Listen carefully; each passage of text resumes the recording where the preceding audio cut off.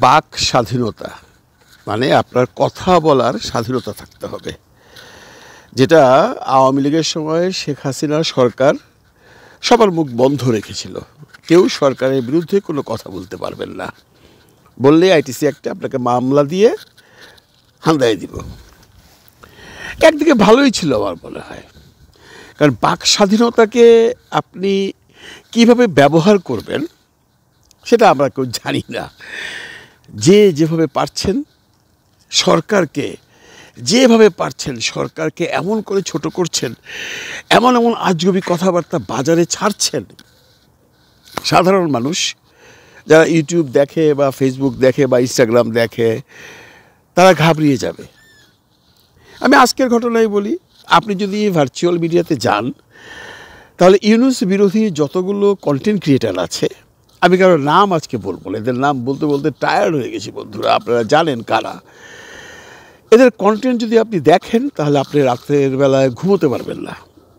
কেউ বলছে দেশে মার্শাল্য চলে আসছে, কেউ বলছে ইউনূস স্যার পালিয়ে যাবে, কেউ বলছে ইউনূস স্যার কেন ফ্রান্সে গেল না বা স্পেনে গেল না, সেখানকার এই সফরটা কেন এখনই বাতিল করলো।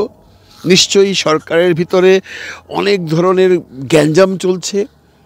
এদিকে আবার কিছু আর্মির সৈনিকরা প্রেস ক্লাবের সামনে মিটিং মিছিল করছে এবং ক্যান্টনমেন্ট এলাকার আশেপাশে 144 জারি হয়ে গেছে। আমাদের সেনাপ্রধান আমেরিকা যাওয়া ক্যান্সেল করেছে। মানে এদের সাথে যদি আপনি একটু কোনো কন্টেন্ট দেখেন আপনি জাস্ট পাগল হয়ে যাবেন। আপনি ধরে নেবেন যে সকালে উঠে দেখবেন বাংলাদেশের টোটাল পরিস্থিতি চেঞ্জ হয়ে গেছে। আমাদের দেশে এমনটি হয়, আমরা যেটা ভাবি সেটা হয় না, যেটা হয় সেটা আমরা ভাবি না। এটা আমরা প্রমাণ পেয়েছি অগাস্ট 2024-এ। শেখ হাসিনা এভাবে দেশ ছেড়ে চলে যাবে এটা কিন্তু যাওয়ার আগ মুহূর্ত পর্যন্ত কোনো মানুষ ভাবতে পারেনি। আমাদের মানে কল্পনাতীত একটা ঘটনা ঘটে গেছে। সুতরাং এদের কথা শুনলে মনে হতেই পারে যে কোনো কল্পনাতীত ঘটনা বাংলাদেশে যে কোনো সময় ঘটে যেতে পারে। যেমনটি প্রথমেই আসতে পারি আমরা সেনাবাহিনী আমাদের এখানে ক্ষমতা দখল করবেন। দেখুন, আমি একটা কথা খুব যতটুকুনি বুঝি, যতটুকুনি আমার জ্ঞান আছে, আমি একটা কথা বুঝি যে সেনাবাহিনী যদি ক্ষমতা নিতে চাইতো তাহলে সেই 5ই আগস্টে নিতে পারত। শেখ হাসিনাকে ভারতে পাঠিয়ে বা যে কোনোভাবেই হোক সেনাবাহিনী ক্ষমতা নিতে পারত এবং ওই মুহূর্তে যদি ক্ষমতা নিত তাহলে সেনাবাহিনী জনগণের কাছে সমাদৃত হইত। কারণ আমরা এই সমস্ত গ্যাঞ্জাম বা একটু বেশি ঝামেলা হলেই কিন্তু আমরা কথায় কথায় বলে ফেলি, দূর শালা ভালো লাগে না, আর্মি দেশ নিয়ে নিক।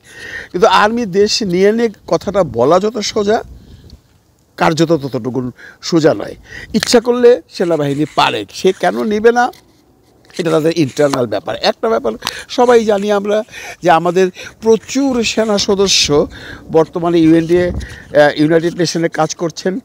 যদি এখানে সেনারা ক্ষমতা দখল করেন তাহলে তারা সবাই চাকরিচ্যুত হবেন এবং তাদের সংখ্যা কম নয়। কিছু ঘুরে এসছেন, কিছু যাচ্ছেন, কিছু আছেন, কিছু যাবেন।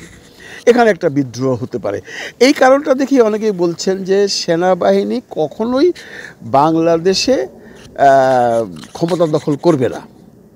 আবার কেউ কেউ বলছেন ওয়াকার সাহেব এমন মানুষই নন, উনি ক্ষমতার লোভী নন, ক্ষমতার লোভী হলে উনি অনেক আগেই নিয়ে নিতেন। আবার কেউ কেউ বলছেন না, উনি সময়ের এবং সুযোগের সদ্ব্যবহার করবার জন্য বসে আছেন।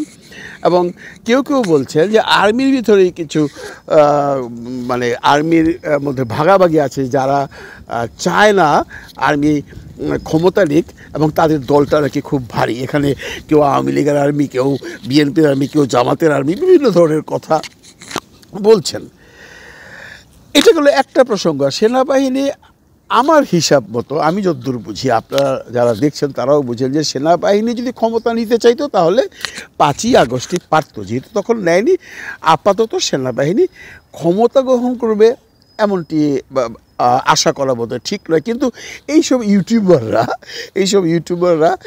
এটাই বলতে চাচ্ছে যে সেনাবাহিনী ক্ষমতা নিয়ে নেবে এবং আমাদের মধ্যে একটা আতঙ্কের সৃষ্টি করে দিচ্ছে। এবং কিছু কিছু ইউটিউবার এমন করে গল্প সাজাচ্ছে যে সেই গল্পে যদি আপনি ঢুকে যান তাহলে আপনাকে বিশ্বাস করে সেখান থেকে বেরিয়ে আসতে হবে। যেমনটি একজন ইউটিউবার বলছেন, আচ্ছা ইউনূস সাহেব ফ্রান্সে গেল না কেন? ফ্রান্স ওনার সেকেন্ড হোম, উনি অনেকদিন ফ্রান্সে ছিলেন এবং এই যে অভ্যুত্থানের সময় বা বিপ্লবের সময় উনি ফ্রান্সেই ছিলেন, সেখান থেকে রাষ্ট্রপ্রধান হিসাবে এখানে এসছেন। ম্যাক্রোর সাথে, ফ্রান্সের প্রেসিডেন্টের সাথে তার একটা সম্পর্ক আছে, ফ্রান্স তাকে ভীষণ সম্মান করেন, উনি ক্যান্সেল করলেন কেন? উনি আবার বলছেন উনি ক্যান্সেল করেছেন কারণ ম্যাক্রো তো নাকি টাইম দেয়নি ইউনূস সাহেবকে দ্বিপাক্ষিক বৈঠক করবার জন্য। বিশ্বাস অবিশ্বাস আপনার ব্যাপার। আবার এটাও বলছে যে না না না না ইউনূস সাহেব আসলে ভয় পেয়ে গেছেন, উনি যদি এখন এই মুহূর্তে দেশ ত্যাগ করেন তাহলে হয়তোবা একটা বিরাট ঝামেলার মধ্যে পড়তে পারেন এবং দেশে একটা ওলটপালট হয়ে যেতে পারে। মানে ওনারা সকালে এক কথা বলছেন, বিকালে এক কথা বলছেন, দুপুরে এক কথা বলছেন, রাতে আরেক কথা বলছেন। কোনো কথারই কোনো ভিত্তি নেই, কোনো কথারই কোনো প্রমাণাদি নেই।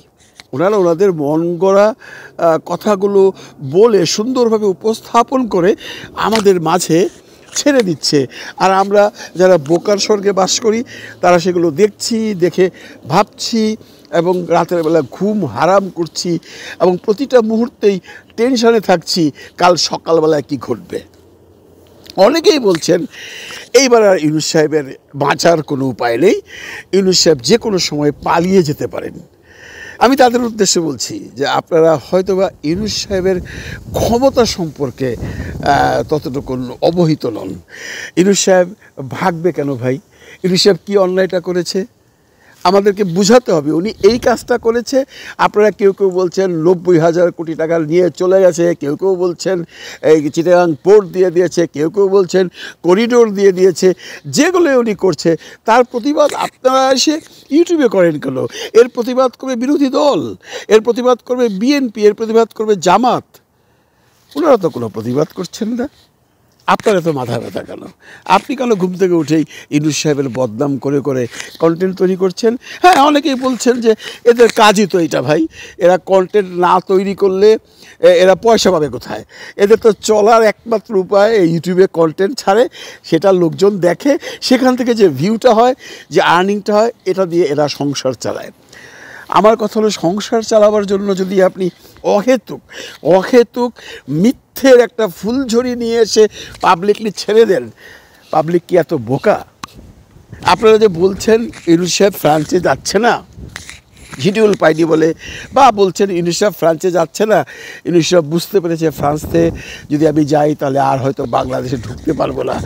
আপনারা যে বলছেন ইউনূস সাহেব যাচ্ছে না কারণ ওখানে অনেক কথার সম্মুখীন হতে হবে, অনেক সাংবাদিকরা তাকে চেপে ধরবে, উনি মানব অধিকার লঙ্ঘন করেছেন, উনি করিডোর দিয়ে দিয়েছেন, উনি চট্টগ্রাম বন্দর বিক্রি করে দিয়েছেন, এ সমস্ত কথা যেন শুনতে না হয় সেজন্য নাকি ইউনূস সাহেব ফ্রান্স বা স্পেনে যাচ্ছেন না। আপনারা যারা বলছেন তাদের জ্ঞাতার্থে বলছি, ইউনূস সাহেবকে কথার জালে পেঁচাবে এমন মানুষ বোধহয় পৃথিবীতে খুব কম আছে। কারণ লেখাপড়ার দিক দিয়ে শুধু নয়, ওনার কথাবার্তা শুনলে আপনারা বুঝতে পারেন, বা যতগুলো ইন্টারভিউ দেখেছেন আপনারা বুঝতে পারেন কেউই তাকে আটকাতে পারেনি। সেটা ব্রিটিশ সাংবাদিক হোক, আল জাজিরার হোক, আর বাংলাদেশের নুরুল কবির সারি হোক, কেউ তাকে আটকাতে পারেনি। সাবলীল ভঙ্গিতে সে প্রত্যেকটা কথার উত্তর দিয়ে গেছে। তার মূল কারণ হলো ওনার ভেতরে কোনো ব্ল্যাকনেস নাই, মানে কালিমা নেই, কালো কালিমা নেই। বুঝতে পেরেছেন? সুতরাং বিনীতভাবে অনুরোধ করছি, আপনারা কন্টেন্ট তৈরি করুন। যে কন্টেন্টগুলো তৈরি করবেন সেগুলোর জন্য ভিত্তি থাকে, সেগুলোর জন্য প্রমাণাদি থাকে, সেগুলোর এভিডেন্স দিয়ে যদি কোনো কথা বলতে পারেন পাবলিকলি বলেন, আমাদের কোনো অসুবিধা নেই, আমরা শুনবো। কিন্তু অহেতুক বানোয়াট কথা নিয়ে কন্টেন্ট বানিয়ে মানুষজনকে দ্বিধা বিভক্ত করবেন না, মানুষজনের মনের মধ্যে ভয় ঢুকিয়ে দেবেন না। ভালো থাকবেন সবাই, ভালো রাখবেন সবাইকে। খোদা হাফেজ।